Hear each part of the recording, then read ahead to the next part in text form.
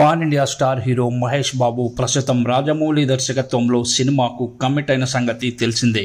ఈ cinema pan India స్థాయిలో ప్రేక్షకుల ముందుకు రాబోతోంది. అత్యంత భారీ బడ్జెట్ సినిమాగా ఈ చిత్రం తెరకెక్కబోతోంది. ఇప్పటికే ఈ సినిమా హైదరాబాద్ సమీపంలోనే అల్యూమినియం ఫ్యాక్టరీలో ప్రత్యేకంగా సెట్ వేసి షూటింగ్ పనులను జరుపుకున్నారు.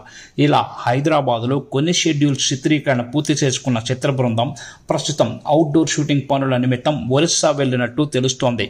ఒరిస్సాలోని దట్టమైన అటవీ ప్రాంతం కోరాపుట్లో ల్యాండ్ అయ్యారు. మహేష్ బాబు ఒరిస్సా పోలీసులతో కరచాలనం చేస్తున్న దృశ్యాలు సోషల్ మీడియాలో వైరల్ అవుతున్నాయి. ఇక మహేష్ బాబుతో పాటు మరో హీరో కూడా ఇక్కడ కనిపించడంతో ఇందుకు సంబంధించిన ఫోటోలు వైరల్ అవుతున్నాయి. ఈ సినిమాలో మహేష్ బాబుకి విలన్ గా మలయాళ నటుడు పృథ్వీరాజ్ సుకుమారన్ నటించబోతున్నారని తెలుస్తోంది.